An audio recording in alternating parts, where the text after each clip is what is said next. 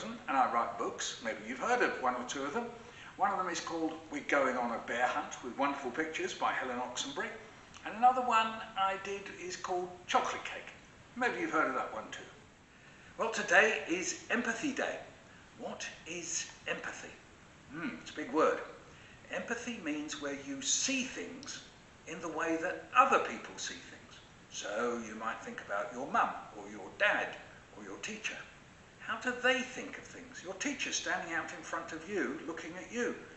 What does your teacher think? So that's it. So it's very important, because if we don't think about how other people think, all we ever think about is ourselves. So how can we get to be better at thinking in this way? Reading books, hearing books, that sort of thing. Because in books we find out about other people and the way they think. And we care about that, so we develop, we grow our way of thinking about other people. It's great. I'm going to read you the beginning of a book I wrote called The Big Dreaming, with lovely pictures by Daniel Egnaeus. So let's see what happens in The Big Dreaming. Got any ideas? What do you think? Big Bear looked up at the sky and sniffed. The cold was coming, and it was time to get ready for the sleep. For bears sleep all winter long and wake up in the spring. Little Bear was worried. Will I dream during the sleep, Big Bear? Oh yes, said Big Bear. You'll dream and dream and dream. Is it, said Little Bear, a big dreaming? Yes, Little Bear, it's a big dreaming. Little Bear was still worried. What if in the big sleep I run out of dreams? Then there would be a big nothing, Little Bear thought. I know, he thought, I'll go and look for some dreams. So that's the beginning of the story. Now, stories often begin with something that's the matter, something going on that's not right, something that we need or we want. And of course we all have that at certain times. And now here we've got Little Bear. So what we're thinking is, can I think like Little Bear? The idea that, I'm going to sleep for a long time and there'll be no dreams. It would just be nothing. That's quite scary. And Little Bear is obviously a bit scared and a bit worried. And maybe sometimes you've been a bit scared and a little worried. And when we read stories, what we find out is how to cope with feeling scared and a bit worried, because we find out how people do that. Will they get through? Will they manage it? You may know in another book I say we can't go over it, we can't go under it, we've got to go through it. Well, in a way, all stories are like that. We can't go over it, we can't go under it, we have to go through it. And that's what Little Bear's going to do. He's going to find out whether he can get through it. And that helps you and me find out if we can get through these worries and things that make us scared. That's empathy. So we're going to make an empathy bookshelf. That means choosing books that are really good for empathy. And I've been asked to choose one, and this is it. Where the Wild Things Are. Story and pictures by Maurice Sendak. And in this book, we get to feel what it's like to be a boy who's really, really angry, and how he copes with all these feelings that he has. And in the end, he's a bit calmer. So I love this book, Where the Wild Things Are. So what we're doing is creating a huge, giant empathy bookshelf. So we want to hear, what books have you chosen? What books do you really care about that are great for empathy? So share it online using the hashtag #EmpathyDay. Today we're launching the Mission Empathy Challenge, and there are lots of activities to develop your empathy superpower. You can see some of them on the screen now. Get involved and read, connect and act. Read, connect and act. And I'm going to show you one today, Empathy Exchange, to get to know someone better.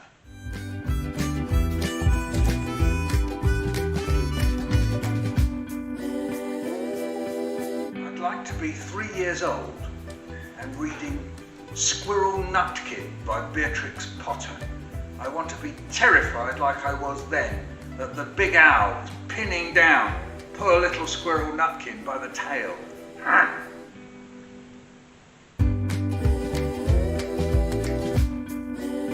Very, very, very deep water, and I can't swim.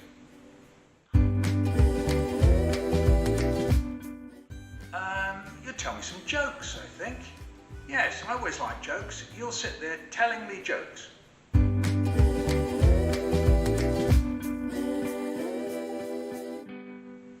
Oh, that was interesting, wasn't it? Actually, I can swim. I was just saying I was afraid of not being able to swim.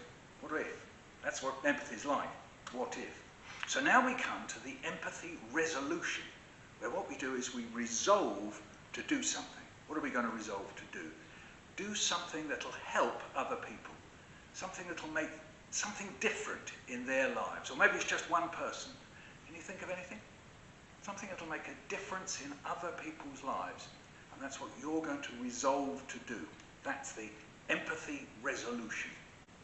So now we're going to see some other authors and illustrators putting their empathy into action with their empathy resolutions. My Empathy Day resolution is to be curious about the experiences of others, because everyone has experiences and insights that we can all learn from.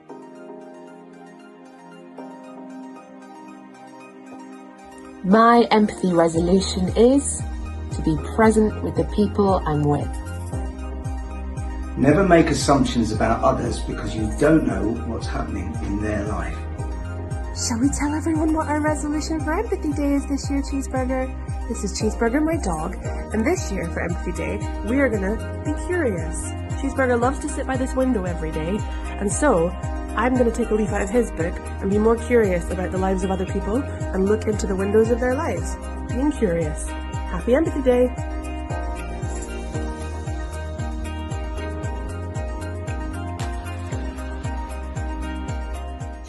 My empathy resolution? Well, I think my empathy resolution is I want to go back to the hospital where the nurses and doctors saved my life and properly say thank you to them. Because I don't think enough people say thank you to doctors and nurses. So I hope that'll make them feel better. So what are you going to come up with? Are you going to come up with some empathy resolutions? Yes, you are. Now, here's a challenge. Can you carry out your empathy resolution every day? Every day from now until November, when we've got Empathy Action Month. Yes, and then you can see how you've got on, see the impact you've had on other people. Now, here's Rashmi Siyadesh Pandey, who's written this book, We've Got This, 6 Steps to Build Your Empathy Superpower. And she's going to tell us about all the activities, amazing activities you can do today.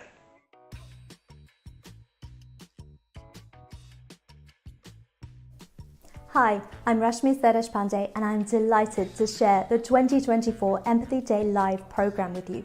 7:30am also sees the release of a new and exclusive storytelling session from Tall Stories Theatre Company, who will be bringing the early years classic Elmer to life. At 9:45am, we will have our first fun and interactive event of the day. I will be joined online by the brilliant Sue Hendra and Laura Henry Allain, as well as schools from across the country. We'll learn more about how to give names to our emotions and how we can make an empathy resolution together. Then, at 11am, we'll be practicing our listening skills, sharing our reading recommendations and building up our empathy bookshelf with Hannah Gold, Ian Eagleton and Jeffrey Boachi. And as if that wasn't enough, Rob Biddulph will be joining us for our traditional Empathy Day finale. And this year's Draw with Rob will feature a brand new character, the Karma Llama.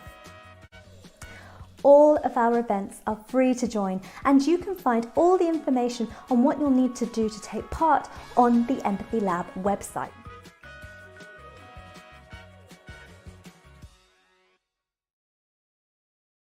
Thanks very much for joining us for our Empathy Assembly this morning.